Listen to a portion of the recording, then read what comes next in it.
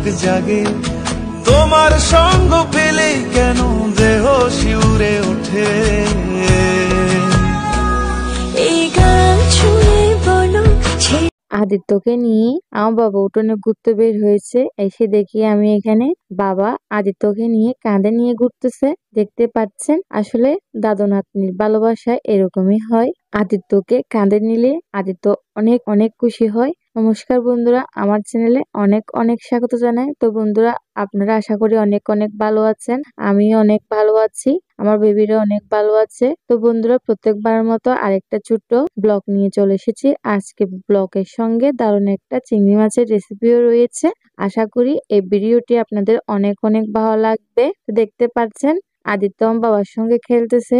আমি আসলে ওকে কথা বলে বলে হাসাচ্ছিলাম, একটু ভিডিও করছিলাম। আজকে সারাদিনের একটা ছোট্ট ব্লগ নিয়ে চলে এসেছি। আজকে কি কি করলাম, কি কি খেলাম, কি কি রান্না করলাম অবশ্যই আপনাদের সঙ্গে শেয়ার করব। তো আদিত্যকে আমি এখানে বাবার সঙ্গে দিয়ে চলে যাব বাড়ির কাজগুলো করতে। আর আদিত্যকে দেখুন একটু ভিডিও করছিলাম, আসলে আমি একটু শর্ট ভিডিও নিচ্ছিলাম, ওকে একটু হাসাচ্ছিলাম। আর আমার বাবাও দেখুন হাসাচ্ছে। আসলে আমার বাবা আসলে আমার বাবা এরকম করে কাঁধে নিয়ে ঘুরালে ও অনেক অনেক খুশি হয়। আজকে খুব কাছে বলে বাবা ছুটে ছুটে আসে ওনার নাতিদের দেখতে। আসলে বাবা দুদিন পর পর দেখতে আসে ওনার নাতিদের দেখতে। আদিত্য আর আজকে তো বাবা অনেক অনেক ভালোবাসে। তো এই জন্য দুদিন পর পর একদম ছুটে চলে আসে। কাছে বলে আসতে পারতেছে, না হলে কিন্তু আসতে পারতো না। দূরে থাকলে কি আর দুদিন পর পর এসে দেখে যেতে পারতো। তো আমার শ্বশুর মশাইও অনেক পছন্দ করে আমার আদিত্য আর আজকে অনেক অনেক ভালোবাসে। উনি ছিল না, না হলে উনাকেও ভিডিও করতাম। উনি একটু দোকানে গেছিল, এই জন্য ওনাকে ভিডিওটা করা হয়নি। ওদিকে আমি বাবাকে দিয়ে চলে যাব পুঁইশাকের গাছ দেখাতে। আমি যখন বাবাকে দিয়ে চলে আসছিলাম, দেখুন উনি কি মায়াবী চোখে আমার দিকে তাকিয়ে আছে। আদিত্য ও পারতেছে না যে ছুটে আমার কোলে চলে আসতে। আসলে আমার মন চায় যে শুধু আমার বাপটারে নিয়ে সারাদিন বসে থাকি আর খেলা দিই। আচ্ছা বন্ধুরা, আপনারা কিছু মনে করবেন না, এইসব ধরনের ভিডিও ছাড়ছি তাই। তো বাবাকে দিয়ে আমি চলে গেলাম পুঁইশাক তুলতে। পুঁইশাকের বিচিও এসেছে। এই যে দেখুন কত সুন্দর পুঁইশাক গুলো, একদম কিন্তু কচি পাতা। আপনারা দেখে নিশ্চয়ই বুঝতে পারছেন। আর কিন্তু এখানে বিচিও এসেছে, একদম কাঁঠাল গাছের উপরে উঠে গিয়েছে, আর আমাদের চালের উপরে উঠে গিয়েছে লতাগুলো। এই যে দেখুন কাঁঠাল গাছটা একটা ঘূর্ণিঝড়ে ভেঙে গিয়েছে। এই পুঁইশাকের রেসিপি আপনাদের সঙ্গে আরেকদিন আমি শেয়ার করব, রান্না করে অবশ্যই দেখাবো আপনাদেরকে। পুঁইশাক গুলো আজকে তুললাম না, কালকে তুলে অবশ্যই রান্না করে আপনাদেরকে রেসিপি করে দেখাবো। একেবারে আমি রান্না করতে চলে আসলাম ওদিকে আদিত্যকে দিয়ে বাবার কাছে, তারপর চলে আসলাম রান্না করতে। এদিকে রাজকেও পড়তে বসালাম।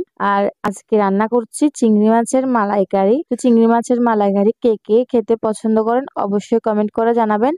চিংড়ি মাছগুলোকে হলুদ লবণ দিয়ে ভেজে ফেলেছি, আলু শুদ্ধ।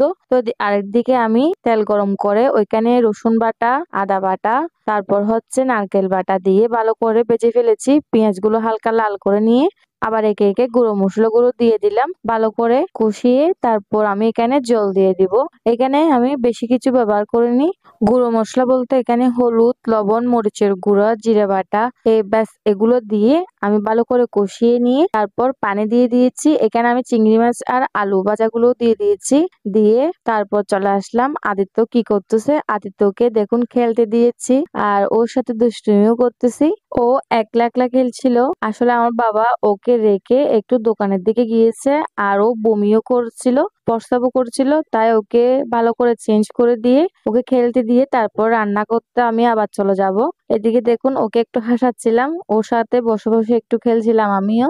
প্রত্যেক বাচ্চারা কিন্তু তার মা বাবাকে ভালো করে চিনে নেয়। আর আমি ওর পাশে বসছিলাম বলে ও চাচ্ছিল ওকে আমি কোলে নিয়ে বসি। এই জন্য দেখুন ওকে আমি কোথায় রাখলাম আর ও কোথায় এসে বসেছে। দেখুন আসলে আমি বসেছি এখানে, তাই জন্য ও হাম্বুড় দিয়ে দিয়ে চলে আসছে। ওকে রেখে আবার চলে আসলাম তরকারিটা হয়েছে কিনা। এই যে দেখুন আমার তরকারিটা হয়ে গিয়েছে। তো বন্ধুরা, আশা করি আপনাদের থেকে ব্লগ ভিডিওটা অনেক অনেক ভালো লেগেছে। যদি ভালো লেগে থাকে তাহলে অবশ্যই সাবস্ক্রাইব করবেন, আমার ভিডিওটি শেয়ার করবেন, লাইক কমেন্ট করতে ভুলবেন না। যদি ফেসবুকে দেখেন তাহলে অবশ্যই ফলো করবেন। আজকের মতো এখানে রাখি, সবাই ভালো থাকবেন।